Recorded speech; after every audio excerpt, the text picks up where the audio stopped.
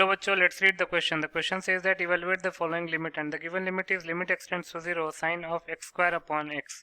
इस क्वेश्चन में limit x tends to 0 sin of x square upon x की value निकालनी है. बहुत ही सिंपल सा क्वेश्चन है.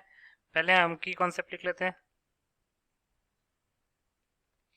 तो जब भी लिमिट निकालना होता है तो लिमिट में वेरिएबल जिस भी वैल्यू को टेंड कर रहा होता है, अगर उस वैल्यू को उस फंक्शन में जिस फंक्शन का लिमिट निकालना है, अगर उस फंक्शन में पुट करने पे कोई इनडिटरमिनेट फॉर्म आता है तो उस केस में हमारे पास बहुत सारे तरीके होते हैं लिमिट को इवेल्युएट करने के, जैसे factorization method, rationalization method by using standard limits.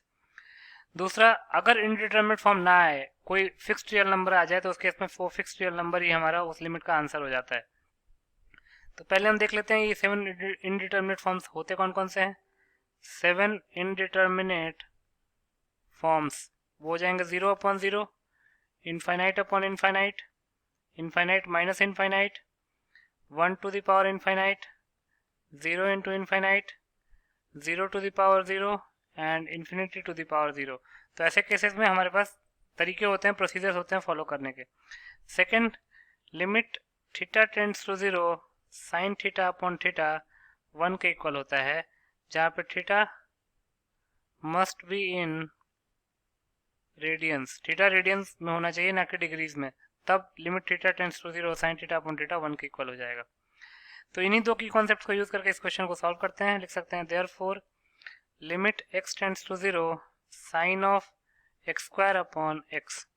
अब चूंकि वेरिएबल 0 को टेंड कर रहा है तो वेरिएबल की वैल्यू, जो वेरिएबल जिस भी वैल्यू को टेंड कर रहा है, जिस भी पॉइंट को टेंड कर रहा है, उस पॉइंट को हम फंक्शन में पुट करेंगे. तो क्या होगा, साइन ऑफ 0 अपॉन 0 मतलब कि 0 अपॉन 0 फॉर्म बन रहा है. तो ऐसे केस में हमको एक प्रॉपर प्रोसीजर फॉलो करना पड़ेगा. प्रॉपर प्रोसीजर क्या होगा, इसको लिख सकते हैं limit x tends to 0 sine of x square upon x. अब चूंकि न्यूमरेटर में साइन का एंगल x स्क्वायर है तो नीचे भी हम x स्क्वायर का टर्म बनाने की कोशिश करते हैं. तो x से मल्टीप्लाई किया तो x से डिवाइड भी कर लेते हैं. अब फर्दर सिंप्लीफाई करते हैं. ये हो जाएगा limit x tends to 0 sine x square upon x square into x.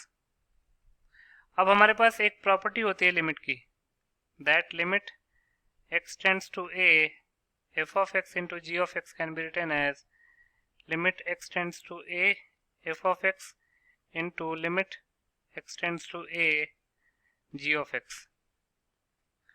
तो इसको लिख सकते हैं limit x tends to 0 sin of x square upon x square into limit x tends to 0 x.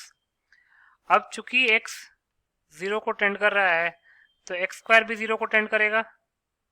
तो यहां से हम लिख सकते हैं limit x square tending to 0 sine of x square upon x square into limit x tends to 0 x.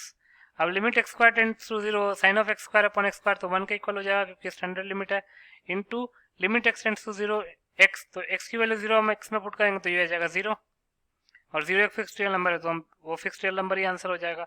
अब 1 into 0 क्या हो जाएगा, 0. तो ये हमारा आंसर क्या हो जाएगा, 0. तो लिख सकते हैं hence 0 is the required answer. So 0 will be your final answer. I hope you understood it well. Best of luck.